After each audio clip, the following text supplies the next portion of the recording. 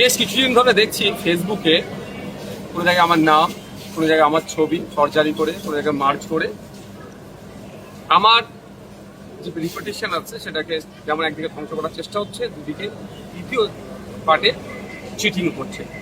সে খবরটা যখন আসে আমি লোকাল থানা বউবাজার থানাতে কমপ্লেন করেছিলাম, তো সেই মতো তারা ফায়ার এখনো করেনি। ফলে আমরা কোর্টে এসেছি 173 বিএনএস এর সামনে থেকে আমরা কোর্টে এসেছি।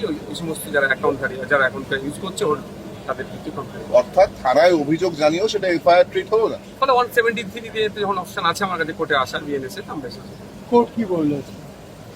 কোর্ট এটাকে অর্ডারে রেখেছে, রিজার্ভ রেখেছে, অর্ডার দেবে। এফআইআর ট্রিট করার জন্য একটা নির্দিষ্ট টাইম যেগুলো যা ইয়ে আছে দুটো এই বললে একটা অর্ডারে বললেন। যারা কাদের বিরুদ্ধে কাদের বিরুদ্ধে অভিযোগ? বেশ কয়েকটা অ্যাকাউন্ট থেকে এগুলো হচ্ছে।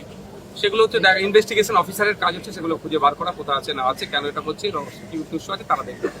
আপনার কি মনে হয় রাজনৈতিক উদ্দেশ্যে করা হচ্ছে? রাজনৈতিক আছে, রাজনৈতিকভাবে আমাকে তো মেলাইন করার অনেক চেষ্টা দীর্ঘদিন ধরে চলে আসছে, সেটা একটা অন্য পার্ট।